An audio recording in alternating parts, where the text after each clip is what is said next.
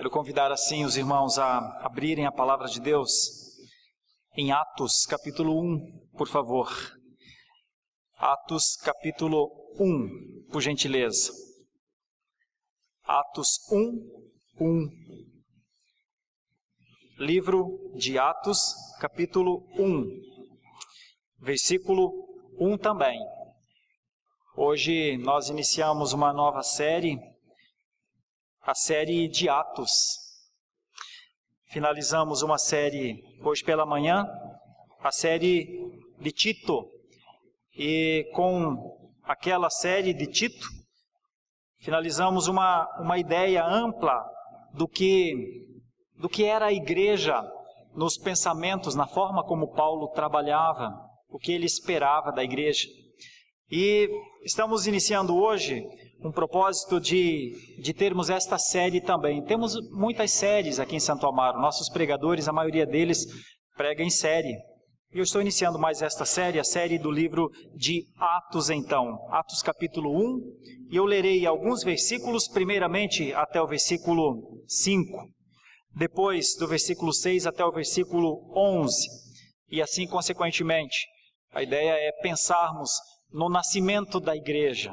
Irmãos, aqueles que me conhecem um pouco mais, alguns têm acompanhado de perto essa caminhada nossa como pastor de igreja local. E é emocionante para nós lermos Atos 1. Irmãos, para nós que fomos chamados em algum momento da nossa vida cristã para um serviço, para uma doação de tempo, para uma entrega de vida muitas vezes, como alguns desses missionários que eu citei, que estão correndo risco mesmo de vida nesse instante. É emocionante voltar a Atos, é impactante, é comovente, porque a igreja nasce em Atos não como igreja propriamente, não como povo de Deus. O povo de Deus sempre existiu no Antigo Testamento. A igreja de Deus sempre existiu desde o Antigo Testamento. Mas o cristianismo vivo, esse cristianismo marcante, esse cristianismo como uma insígnia que não pode ser modificada, como uma cicatriz que ninguém pode apagar, esse cristianismo como um modelo de ser, esse cristianismo que faz o coração dos cristãos ser movido a práticas de resistência. Esse cristianismo nasce aqui. Esse cristianismo nasce dessa maneira. Esse cristianismo nasce como uma confirmação de quem é o centro desse cristianismo. Esse cristianismo nasce com uma pessoa referencial. O cristianismo não é uma filosofia idealizada por estudiosos. O cristianismo é uma semente que nasce, que brota de um toco seco, como nós lemos em Isaías capítulo 6. O cristianismo é um movimento que nasce contra a esperança. O cristianismo é um grupo de pessoas que tem tanta certeza, mas tem tanta convicção, mas é tão claro para eles que Jesus é o seu Redentor, é tão claro para eles que Deus se manifestou em graça na sua direção, é tão claro para eles que o seu problema existencial foi resolvido, é tão lúcido para eles que o perdão dos pecados é possível, que o sacrifício expiatório é suficiente. É tão maravilhoso saber disso, é tanta gratidão, é tanta honra, é tanta convicção, que eles não encontram satisfação em outras coisas que não ser um bom cristão. O cristianismo nasce de níveis elevadíssimos de consciência. O cristianismo não nasce como um movimento acéfalo. O cristianismo não nasce como um movimento de avalanche emocional. O cristianismo não nasce de um povo, ou a partir de um povo, que em algum momento fica encantado pela história de Jesus. O cristianismo não nasce de acordo com as histórias, as lendas. O cristianismo nasce a partir de um homem que morre numa cruz. O cristianismo nasce a partir de uma condenação injusta. O cristianismo nasce a partir de um traidor que trai o seu mestre. O cristianismo nasce a partir de um tipo de perseguição que aparentemente gerou a vitória aos perseguidores, mas alguns dias depois renasce. Um túmulo é aberto, uma pedra enorme é removida, seres celestiais adentram a esfera fenomenal do homem, os limites do homem, para dizer: esse é o tempo, essa é a plenitude dos tempos, dobrem-se povos à vontade de Deus. Deus enviou o seu Filho para que existisse um povo, um resgate. E então, meus irmãos, desde os primeiros foram ver aquele túmulo vazio, até talvez você que está entrando pela primeira vez numa igreja cristã nessa noite. Para todos estes, a suficiência de um Redentor. Para todos estes, a marca indelével da ação de Deus rumo a um homem perdido. Sabem, o cristianismo não é uma hipótese. O cristianismo não é uma crença. O cristianismo é uma realidade.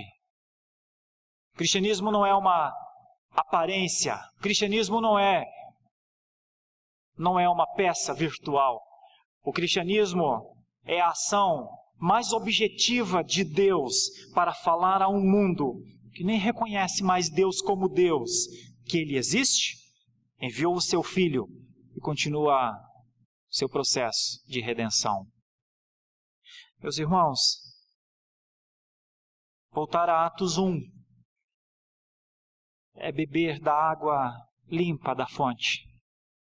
Voltar a Atos 1 é se encontrar com o desígnio amoroso de Deus. Voltar a Atos 1 em diante é ver na história, é ver a história confirmando os planos de Deus. Por isso, leiamos os primeiros 5 versículos. É Lucas que está dizendo, irmãos. O mesmo autor do Evangelho de Lucas agora escreve um novo livro, uma nova passagem, uma nova forma de falar acerca dos atos poderosos de Deus. Escrevi o primeiro livro, ó Teófilo, relatando todas as coisas que Jesus começou a fazer e a ensinar, até ao dia em que, depois de haver dado mandamentos por intermédio do Espírito Santo aos apóstolos que escolhera, foi levado às alturas. A estes também, depois de ter padecido, se apresentou vivo, com muitas provas incontestáveis, aparecendo-lhes durante 40 dias, e falando das coisas concernentes ao reino de Deus.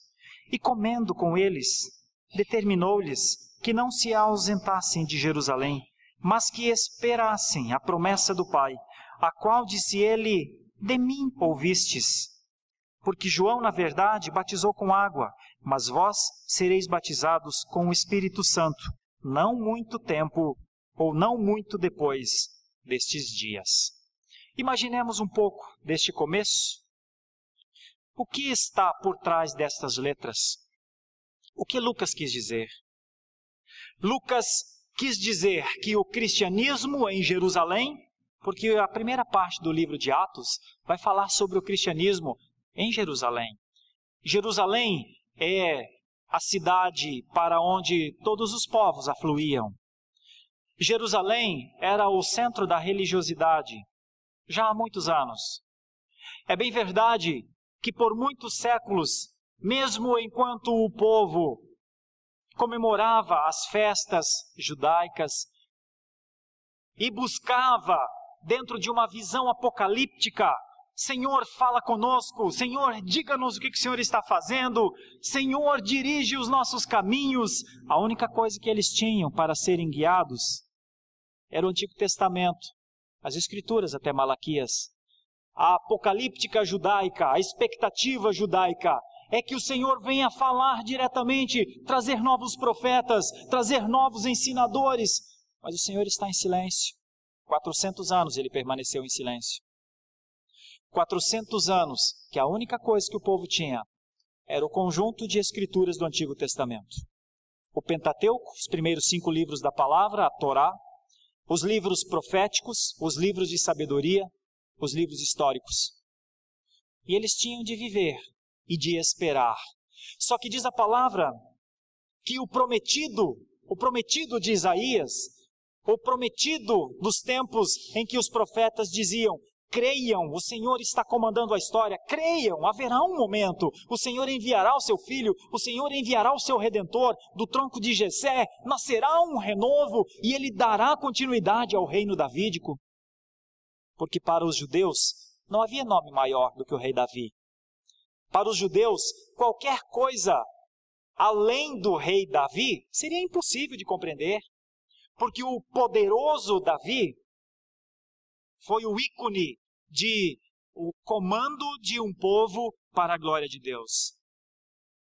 Existiram outros reis, mas nunca segundo o coração de Deus como Davi. Então a esperança do trono de Davi ser reerguido era muito grande. Mas de onde virá esse rei? Quem será esse rei? Quem profetizará as expressões que os nossos profetas parece que pararam de profetizar? Porque o último foi Malaquias, há 400 anos. Quem continuará a exercer os sacrifícios, a expiação pelos nossos pecados? Não restauraremos um trono davídico? Não teremos novamente os sacerdotes? Não se levantará nenhum profeta mais? Era essa angústia do povo. Cadê os nossos grandes profetas para nos falarem? Todos em silêncio. Cadê os grandes reis para nos comandarem, para nos darem força para que possamos lutar contra o Império Romano? Nenhum se levantava. Cadê o sacerdote? Cadê o profeta? Cadê o rei? Então o povo vivia nessa expectativa. Porventura teremos isso algum dia novamente? Era o anseio do povo judeu. Mas diz a palavra que na plenitude dos tempos, Deus enviou o seu Filho. E o seu Filho assume na sua pessoa, na sua obra, na sua missão, assume na centralidade que ele sempre representou, mas não era visto, não era conhecido no Antigo Testamento. No Antigo Testamento, esperava-se por alguma coisa, por alguma ação, por algum trabalho, por algum poder que viesse de Deus. Mas ninguém imaginava que ele nasceria numa manjedoura. Ninguém imaginava que ele seria filho de carpinteiro. Ninguém imaginava que ele não viesse das altas esferas religiosas do seu tempo. As altas esferas religiosas do seu tempo continuavam lá. Todas as estruturas, todos os mecanismos, todas as ordens. Mas ele nasce na manjedoura. Mas ele cresce, filho de carpinteiro. Mas ele caminha por aqueles lugares no início do seu ministério, chocando as pessoas, assustando outros, levando outros às lágrimas, pregando o evangelho do reino com a digna paixão do Filho de Deus, que anuncia que o tempo é próximo, que o tempo está acabando, que o reino dos céus chegou e que ao povo de Deus cabe arrependimento. Ao mesmo tempo se assenta numa montanha, olha nos olhos dos seus discípulos e diz a eles que o verdadeiro ensino cristão é supracultural. Diz que os homens devem reconhecer sua pobreza espiritual. Diz que os homens devem procurar mansidão. Diz que os homens devem procurar a simplicidade. diz que os homens devem esperar por coisas mais sublimes do que aquelas que os dias podem nos trazer. Quando caminhava por aquelas terras áridas,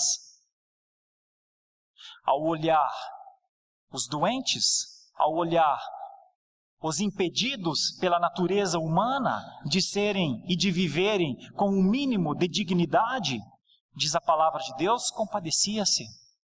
Diz a palavra de Deus, curava-os, assistia-os.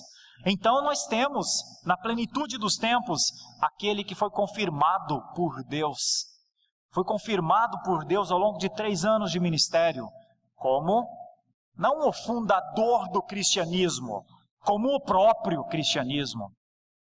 O Cristo do cristianismo, o cristianismo do Cristo, em que as palavras se confundem, são uma extensão uma da outra, não podem ser, obviamente, nunca separadas. Essa primeira parte, os primeiros 5 versículos, nos levam a entender a centralidade deste ser. Confirmadamente, segundo a palavra, o primeiro versículo diz que Lucas relatou as coisas que Jesus começou a fazer e a ensinar. Até o dia em que, depois de haver dado mandamentos, diz a palavra, por intermédio do Espírito Santo, aos apóstolos que escolhera, foi elevado às alturas. Quais são estes mandamentos? Os mandamentos, logo depois da ressurreição, Jesus comunicou aos seus apóstolos a realidade de sua ressurreição. Ele disse, um pouco antes da sua ressurreição, que haveria de morrer.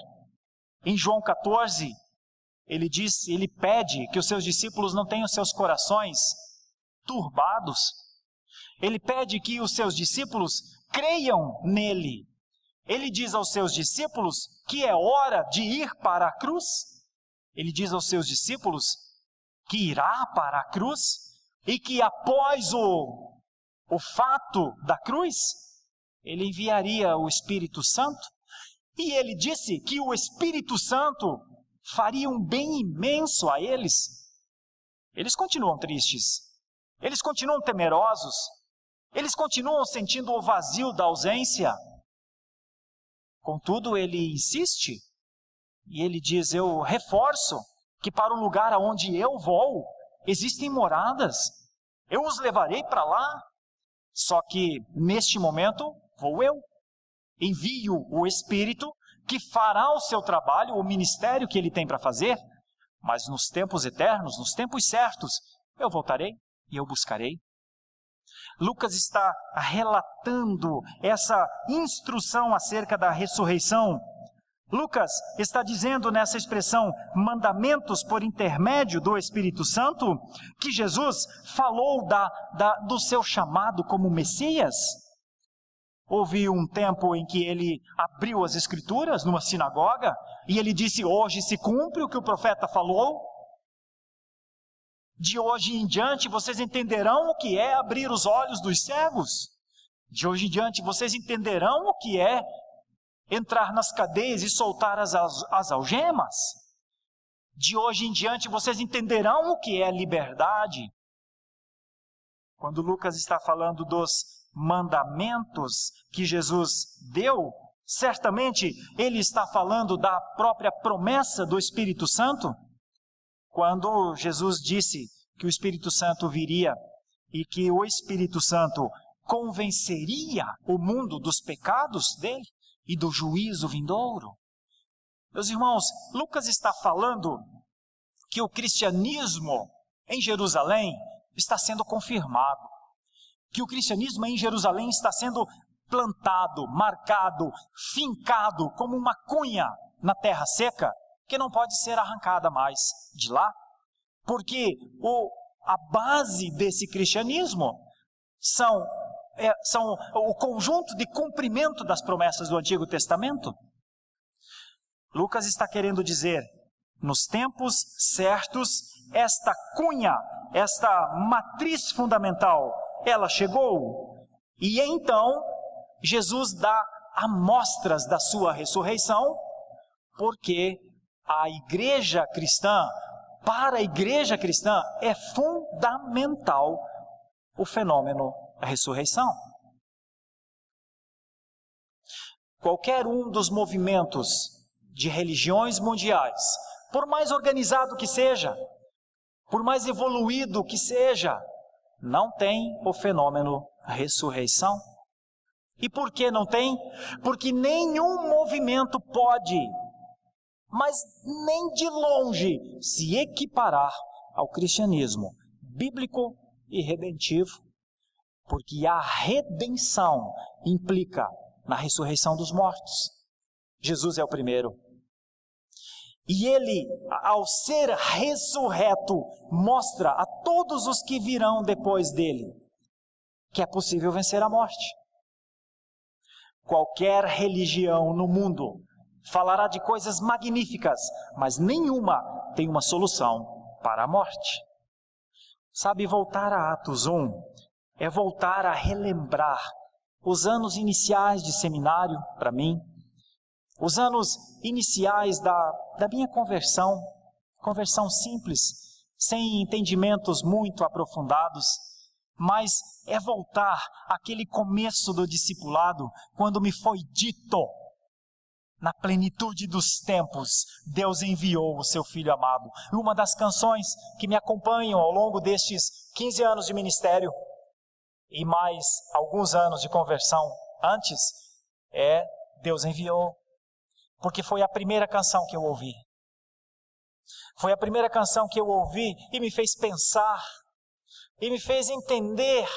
Deus enviou o seu Filho amado para morrer no meu lugar. E esse evangelho cantado fez diferença na minha mente. E enquanto eu ouvia aqueles irmãos cantando e cantando e cantando, eu fui entendendo que eu tinha sido alcançado por Deus. Voltar para Atos 1 é voltar ao entendimento dos mandamentos de Jesus por intermédio do Espírito Santo, aqueles que ele escolheu. Mas logo a seguir, o Senhor Jesus enfrenta, desafia as leis da gravidade, as leis da lógica, as leis do entendimento. O mesmo que na plenitude dos tempos nasce de uma virgem, agora é elevado aos céus. E então para o descrente, e então para o ateu, e então para o agnóstico, e então para todo aquele que aceita somente o fenômeno, diz que não pode acreditar nem no seu nascimento virginal, nem na sua ascensão. Na verdade, o cristianismo nasce, ou o cristianismo brota, o cristianismo emerge em Jerusalém, exatamente confundindo as noções, os limites do entendimento lógico. Olha, por que ele não nasceu no templo? Por que ele não nasceu de um sacerdote, de um profeta? Por que ele nasce de uma jovem desposada com um carpinteiro? Por quê? Porque ele nasce de uma virgem que seria depois e que geraria outros filhos? Por que ele nasce e vive à margem? Se não para confrontar o sistema religioso da sua época. Por que ele nasce, cresce e vive dessa maneira que nós olhamos aqui, desafiando os pensamentos normais? Por que ele se eleva ou é elevado às alturas, senão para que realmente permanecessem cristãos aqueles que entendessem isso por fé?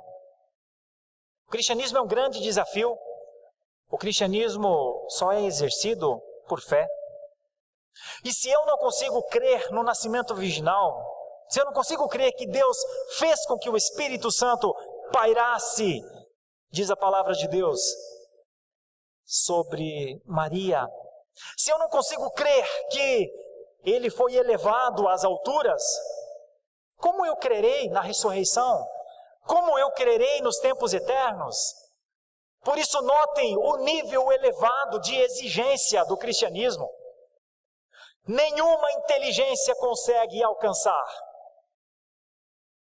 esse nível de compreensão, se não lhe for revelado pela luz da fé. Alguns dizem, fé não é importante. Não. Sem fé, você não aceita o nascimento de Jesus. Sem fé, você não aceita a sua ascensão. E sem fé, você não aceita que para onde ele ascendeu, ele reina absolutamente, e ele é o rei. Sem fé, você não o reconhece como rei. Sem fé, ele não expia os seus pecados. Sem fé, as palavras que ele diz que estão aqui registradas, não é a palavra profética da sua vida. É possível viver um cristianismo sem fé? Claro que é. Muitíssimas pessoas vivem. Mas o convite que as Escrituras nos fazem, as Escrituras nos convidam a uma fé desenvolvida, a uma fé consistente. O cristianismo verdadeiro, o cristianismo primitivo, o cristianismo que deu origem a essa explosão mundial chamada igreja, nos convida a uma fé. A fé que os olhos não percebem, a fé que não precisa de provas. Eu imagino que haja anseios no coração de muitos cristãos para entender como é que Jesus nasceu de Maria, sendo ela a virgem, e como é que Jesus ressurgiu da morte ao terceiro dia. Eu imagino que muitos têm grandes preocupações sobre ele ter sido elevado. Talvez alguns pensem, mas para onde foi? Onde está o seu corpo? Não é? E talvez muitos não consigam desenvolver mais a sua fé cristã, porque estão limitados aos fenômenos. As preocupações com a lógica, com os ensinos normais, com os limites das leis, dentre elas a lei da gravidade. Mas Lucas está simplesmente narrando a confirmação de um ato magnífico dos ensinos de Jesus, das instruções que ele deu aos seus discípulos e da sua elevação. E não explica mais nada, apenas diz, creia quem quiser, ele foi elevado aos céus. Só que a estes também, diz a palavra, a estes também, ele, depois de ter padecido, se apresentou vivo, diz a Escritura, com muitas provas incontestáveis, aparecendo durante muitos dias, falando das coisas concernentes ao reino de Deus e determinando a eles que esperassem. E aqui começa o cristianismo orientado por Jesus. O cristianismo em que Jesus é o centro, o cristianismo em que Jesus é a base, o cristianismo em que Jesus é a semente que brotou, o cristianismo estabelecido pela vinda do Filho de Deus, aguarda nas suas palavras. O cristianismo começou com um ato de obediência. O cristianismo começou com a voz do Mestre dizendo, fiquem um pouco aqui, permaneçam aqui, aguardem aqui, e a esperança, a ideia é não se ausentem, mas esperem em Jerusalém a promessa do Pai, a qual disse ele, de mim ouvistes. Sabe, a primeira prova dos discípulos era esperar, era crer que o Senhor Jesus estava providenciando algo que ele havia prometido, mas que eles ainda não viam. E o que era essa promessa? Essa promessa era a vinda do Espírito de Deus. E então diz a palavra, porque João na verdade batizou com água, mas vós sereis batizados com o Espírito Santo não muito tempo, ou não muito depois destes dias. Meus irmãos, o cristianismo nasceu com uma vocação de poder. O cristianismo nasceu com um chamado, com um DNA de instrumento que faz as pedras rolarem. O cristianismo nasceu com, na sua composição, ele nasce como um povo treinado, como um povo orientado, como um povo que espera a hora certa. Eles não poderiam sair daquele momento da vista, por exemplo, da ascensão, gritando aos quatro cantos do mundo: ele foi elevado aos céus, ele foi elevado aos céus, nós vimos, nós vimos. A ordem de Jesus foi: fiquem aqui e aguardem. Vocês verão um poder que não conhecem ainda. As promessas de Deus para o seu povo sempre são em níveis de consciência elevados. As promessas que Deus tem para o seu povo, a promessa que Deus tinha para a sua igreja, é que ela teria poder. A promessa para o nascimento da igreja é que ela teria do dinamis de Deus, da ideia que nós temos na língua portuguesa da explosão de uma dinamite. Voltar ao capítulo 1 de Atos é lembrar dos atos poderosos de Deus através da sua igreja. Aqui, de maneira extremamente incipiente. Aqui, de maneira primordial, no começo, com alguns discípulos vendo a ascensão do Senhor Jesus Cristo e com a ordem dele: fiquem, aguardem para conhecerem, aguardem para entenderem que poder está vindo na vossa direção.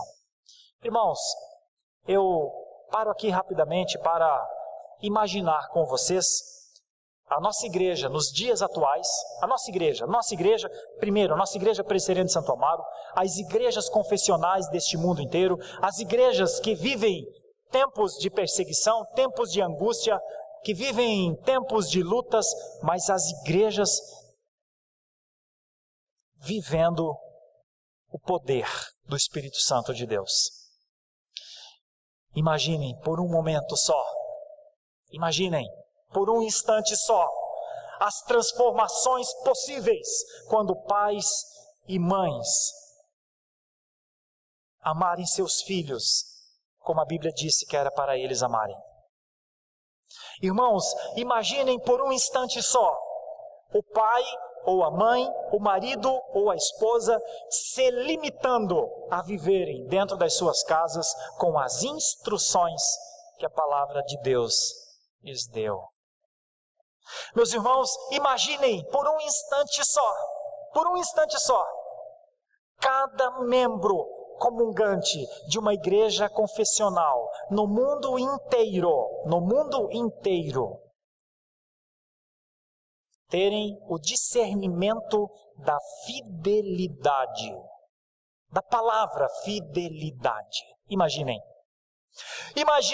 por um momento só, as igrejas confessionais no mundo inteiro se levantarem nas suas nações para dizerem que Deus é Deus, que Cristo é Cristo, que a fé não pode ser tocada nem extinta, que a graça não pode ser resistida, que Deus merece a glória com as nossas práticas, com a nossa voz, com o nosso testemunho. Imaginem só um instante destes. Imaginem só os cristãos viverem na sua esfera social, nos seus relacionamentos profissionais, viverem com as palavras de Jesus, viverem com os pensamentos de Jesus, viverem com as angústias, com o olhar de compaixão de Jesus. Imaginem o cristianismo atual e o poder possível desse cristianismo. Imaginem. Voltar a Atos 1 é talvez querer, buscar, sonhar com estas coisas. Voltar a Atos 1 é imaginar que um jovem de 18, 19, 20 anos, quando pensa em constituir uma família, ele pensa em constituir uma casa aonde Deus habitará.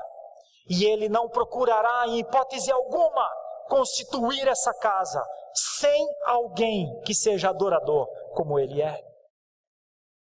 Imagine por um instante jovenzinhos nas universidades sendo coagidos, cooptados e duramente influenciados, se levantarem para dizer: eu não, eu não, eu não. Imaginem esses jovens dentro das suas casas, honrando os seus pais. Imaginem que homens valiosos serão estes no futuro, porque viveram a fé cristã desde o começo. Imaginem. Voltar a Atos 1 é voltar à essência da igreja, é voltar às falas, à forma como Cristo falou e ensinou, é voltar a entendimentos mais profundos, como o da ordem que ele deu e que seus discípulos cumpriram. A primeira coisa que discípulos fazem no cristianismo de Jerusalém é obedecer à voz do seu mestre, aqui em Jerusalém, até o momento em que vocês serão apresentados a um novo poder, a um poder que vocês não conhecem ainda. Meus irmãos, eu termino essa breve aplicação dizendo que nós deveríamos, como cristãos conscientes que somos, considerar se somos também cristãos obedientes à voz do Senhor Jesus Cristo. Se a voz do Senhor Jesus Cristo é voz de rei em nós, se a voz do Senhor Jesus Cristo é voz de profeta em nós, se a voz e a instrução do Senhor Jesus Cristo tem o poder que teve sobre a vida dos apóstolos, eles ficaram esperando mais 10 dias. 10 dias sem fazer nada, 10 dias com o conhecimento daquele que foi elevado aos céus, 10 dias esperando, 10 dias. A segunda parte, que eu quero ler de 6 a 11, vai falar do poder. Vai falar do que é o poder da igreja. Veja, é quando vem o comissionamento. O grande comissionamento do povo de Deus. Então os que estavam reunidos lhe perguntaram: Senhor, será este o tempo em que restaures o reino a Israel? Por que esta pergunta? Porque fazia tanto tempo que o rei Davi havia morrido. Salomão havia herdado o reino de Davi. Depois, Jorão da parte de Salomão e Jeroboão com a outra parte das tribos. E depois as tribos de Israel, as 9 tribos e meia, e as 2 tribos e meia de Judá. As 12 tribos continuavam, mas os reis se alternavam. Nunca mais se levantou alguém como Davi. Precisava, fazia falta. Quem os lideraria num confronto ao Império Romano? E então, quando eles veem Jesus e o seu poder, eles dizem: é agora? Teremos um rei de novo? O Senhor Jesus não responde à questão deles. O Senhor Jesus apenas diz: não vos compete conhecer tempos ou épocas que o Pai reservou pela sua exclusiva autoridade, mas recebereis poder ao descer sobre vós o Espírito Santo, e sereis minhas testemunhas, tanto em Jerusalém como em toda a Judeia e Samaria, até aos confins da terra. Eu paro rapidamente aqui para lhes dizer coisas importantíssimas sobre essa passagem. A primeira delas é que o Senhor Jesus diz que o poder viria dele. Ele enviaria este poder.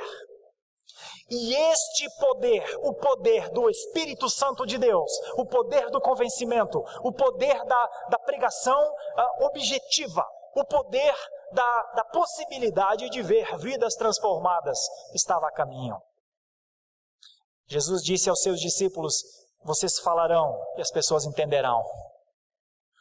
Vocês pregarão e pessoas se arrependerão. Vocês corrigirão reis e eles se dobrarão diante da palavra. Meus irmãos, imaginem por um instante só que poder é este. Um poder, um controle, e a palavra de Deus diz que era do Espírito. Então, nós temos uma ideia aqui extremamente missionária. Aqui nós temos a ideia embrionária de que a igreja seria para todos os povos, de que a palavra da igreja seria a graça para todos os povos, dentre eles os gentios. Aqui nós temos uma ideia bem inicial de que a igreja, o grupo, o cristianismo seria uma ação de Deus rumo à idolatria, rumo ao secularismo, rumo a qualquer forma de governo e de pensamentos que não tivessem Deus no centro e o Senhor Jesus Cristo como seu Salvador. Aqui nós temos uma missão guardada, escondida e agora revelada. Aqui nós temos a maneira como Jesus disse: mas recebereis poder ao descer sobre vós o Espírito Santo e sereis minhas testemunhas. A palavra testemunhas aqui, conhecidamente de todos nós, é a palavra mártires. E serão os meus mártires de hoje em diante. E serão os que morrerão por esta causa. Quando o poder do Espírito Santo os tomar, vocês amarão mais a Deus do que suas próprias vidas. Enquanto o Espírito Santo de Deus não os tomar, não os encher, não os sustentar, vocês temerão perder amizades. Vocês temerão que as pessoas os ridicularizem. Vocês fugirão, vocês não quererão ser perseguidos. Mas se o poder do Espírito de Deus os tomar, vocês serão mártires se preciso for. A história mostra que homens e mulheres entenderam isso tão bem, que a igreja nasce sobre o sangue dos mártires. Foi necessário mártires. Meus irmãos, assim nasce a igreja. Nasce a igreja para testemunhar não só em Jerusalém, não só em Antioquia, mas nasce para ir aos confins da terra. Esse é o serviço da igreja. Ditas estas palavras, foi Jesus elevado às alturas, à vista deles, e uma nuvem o encobriu dos seus olhos. E estando eles com os olhos fitos no céu, enquanto Jesus subia, eis que 2 varões vestidos de branco se puseram ao lado deles. Eles disseram: varões galileus, por que estáis olhando para as alturas? Esse Jesus, que dentre vós foi assunto ao céu, virá do modo como o vistes subir. Então agora deixa eu lhe falar sobre a terceira coisa inimaginável. Sem fé, não dá para acreditar no nascimento virginal. Sem fé, não dá para acreditar na ressurreição e ascensão de Jesus. E sem fé não dá para acreditar na sua segunda vinda. Sem fé não dá para acreditar. Sem fé não dá para esperar. Sem fé não dá para se preparar para esse momento.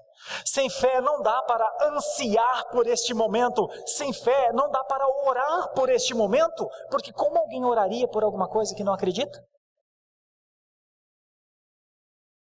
Mas me permitam parar mais uma vez e fazer uma aplicação de suma importância a nós. A vida cristã hoje, nos nossos dias, é uma faísca do fogo da glória que está por vir. Os tempos em que nós estamos vivendo não são os tempos finais da nossa fé, são os tempos iniciais da nossa fé. E aqueles mesmos que acreditam por fé que Jesus nasceu de Maria, virgem, que Jesus ressuscitou ao terceiro dia e foi elevado aos céus, como eles não crerão na segunda vinda? Se a palavra relata isso. Não é estranho acreditar em algumas coisas e em outras não? Mas me permitam de novo, numa linha de teologia prática, e muito objetiva, e muito sincera, talvez os dias atuais demonstrem que cada vez mais pessoas não acreditam na segunda vinda. Eles só acreditam no nascimento de Jesus? Eles só acreditam na ressurreição e na ascensão de Jesus? Mas eles não acreditam que Ele voltará. Eles não acreditam que Ele voltará. Por que eles não acreditam que Ele voltará? Porque para crer, ou para quem acredita na volta de Cristo, teme, sofre cada dia no pecado. Porque quem acredita verdadeiramente na volta de Cristo, sabe que isso pode acontecer a qualquer momento. Porque quem acredita mesmo que Ele virá, como essas pessoas disseram aos discípulos, esse Jesus, que dentre vós foi assunto ao céu, virá do modo como o viste subir. Ou seja, para quem tem fé, Ele subiu. Para quem não tem fé, Ele foi para algum lugar, caminhou para algum lugar, mas não foi elevado aos céus. Agora, para vocês, discípulos que têm fé, que estão aqui olhando Ele ascender, e estão olhando Ele adentrar na nuvem, para vocês, Ele virá. Ele retornará. A sua vinda é certa. E para quem crê na segunda vinda de Cristo, como eu creria na segunda vinda de Cristo, deixando a minha vida enrolada? Como eu creria na segunda vinda de Cristo, sem me preocupar com a santificação, com o exercício de fidelidade? Como eu creio na segunda vinda, se eu não reconsidero minhas práticas pecaminosas? Ora, que fé é essa, senão uma fé falsa? Senão uma fé desconectada da Escritura. A fé conectada à Escritura faz a gente repensar antes de dormir. Como vivi hoje, Senhor? Como me apresentei como cristão hoje, Senhor? A fé conectada com as Escrituras está sempre trabalhando em nós. Senhor, assiste a minha vida, Senhor. Trata das minhas fraquezas, Senhor. Trabalha no meu ser, Senhor. Refaz a minha matriz de pensamento se preciso for, Senhor. Desconstrói a minha vida, o meu jeito de pensar se preciso for, Senhor. Eu não quero me conformar com o meu jeito de ser, Senhor. Uma fé conectada com as Escrituras está sempre tratando do ser humano. Uma fé desconectada das Escrituras permanece estagnada. Mas esse texto nos leva a pensar numa fé viva. Nos leva a pensar numa fé com prestação de contas. O livro de Atos, a volta a Atos 1, é voltar às essências iniciais de um cristianismo transformacional, de um cristianismo impactante, de um cristianismo que de poucos homens, pouquíssimos homens, o Senhor lhes deu poder para serem missionários por todos os cantos do mundo. Graças a esse poder, o Evangelho chegou até onde nós estamos hoje. Meus irmãos, eu quero finalizar essa meditação em Atos 1, considerando essas duas coisas. Do versículo 1 até o versículo 5, nós temos uma ideia muito forte, muito significativa da confirmação das provas de Jesus como o centro da religião cristã. Não existe religião cristã sem Jesus. Não existe cristianismo sem Cristo. Não existe práticas cristãs dissociadas dos ensinamentos de Cristo. O cristianismo, ele precisa encontrar o seu porto seguro em Cristo. Cristo é o centro. Todas as outras coisas partem de Cristo. Então nós temos uma ideia forte, Lucas narrando a confirmação do cristianismo em Jerusalém, na pessoa e na obra de Jesus Cristo. E nós temos os versículos 6 a 11, que são o conjunto de comissionamentos. Quando o cristianismo nasce, ele não nasce para ser a religião de Jerusalém. Ele nasce para ser a redenção dos eleitos no mundo. Quando o cristianismo nasce, ele nasce para ser o poder de Deus através da vida dos eleitos dele no mundo. Quando? Há 2000 anos atrás? Não.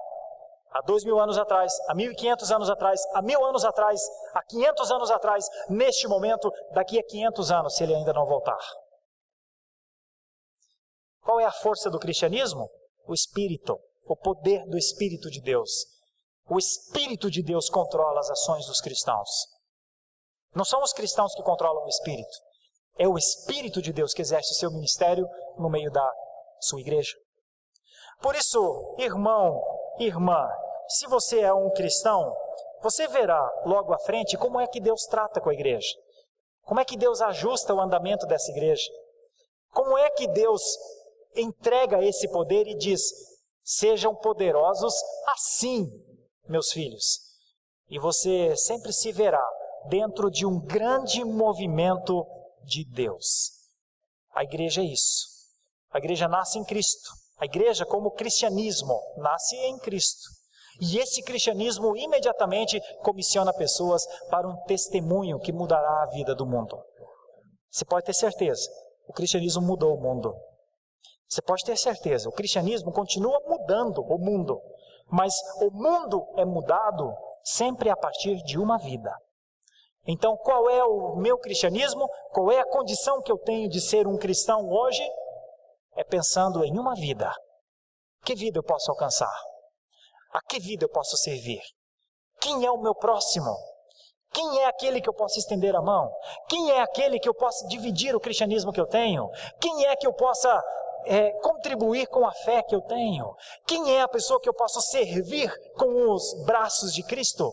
A quem é o meu próximo que eu posso olhar com os olhares, com um olhar de compaixão de Jesus? Esse é o poder do cristianismo. Que o Senhor nos ajude. Confirmado o cristianismo está. Comissionados os cristãos estão. Atos 1 nos mostra isso. Que o Senhor nos ajude. Sabe por quê, queridos irmãos e irmãs? Porque hoje é domingo à noite e amanhã será segunda-feira. E nós seremos novamente lançados para as nossas redes de relacionamentos. Nós vamos sair dessas portas comissionados a uma comissão, comissionados a uma ação, como uma comissão, comissionados a viver como cristãos. Amanhã você acordará com os seus horários, com os seus trabalhos, mas por Cristo, no poder de Cristo, no poder do Espírito Santo de Deus, você pode sair deste lugar como um comissionado, como uma testemunha. E essa é a nossa oração, é sempre a nossa oração, para que a nossa igreja alcance esses níveis elevados de consciência que o cristianismo exige, para que possamos viver a nossa fé com razão, com lógica, com pensamento, mas com um tipo de certeza inabalável. E então as crises e todas as situações que nos assodarem não nos abalarão, não nos derrubarão. Todas as crises não derrubaram a igreja que nasceu. A igreja nasceu tão pequena. Poderia nos derrubar hoje uma igreja tão grande? Imagine no poder dessa igreja tão grande. Senhor Deus, quero interceder por essa igreja que nasceu assim. Nasceu com um homem confirmando, dizendo que Cristo era o Senhor dela.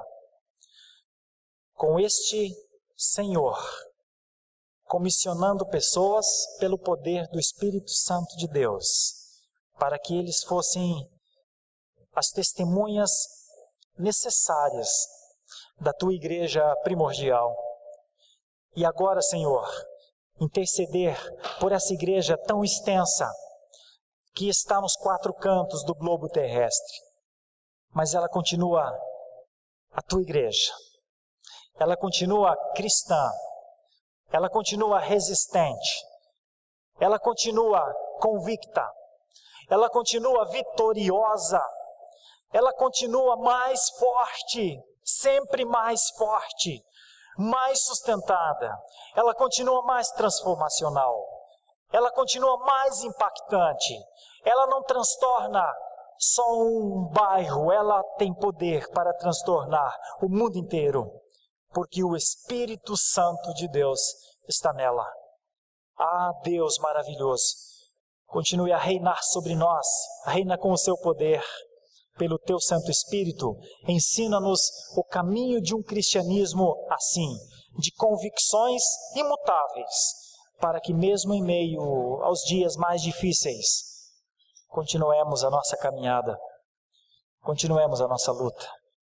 Continuemos o nosso ato de resistência. Continuemos com a nossa maneira de esperar. Ainda que sejamos ridicularizados, perseguidos, ainda que disserem todo mal contra nós, regozijemos, durmamos em paz, que nos reunamos em família, em comunidade, para celebrar tudo aquilo que o Senhor nos deu para fazer nestes tempos. Quero interceder por isso, Senhor, por uma igreja onde o Espírito Santo do Senhor é a dimensão do seu poder. Quero interceder por isso, Senhor, por uma igreja que fala no poder de Cristo, que vive pelo poder de Cristo, que testemunha pelo seu poder. Quero interceder por estes pais, por estas mães, por estes filhos, por estes funcionários, por estes amigos. Quero interceder para que o Senhor nos dê razão, nos dê consciência, nos dê tudo aquilo que é necessário para que vivamos um cristianismo nos dias atuais, tão bíblico quanto foi o cristianismo de Atos dos Apóstolos. Assim oramos, em nome de Jesus. Amém.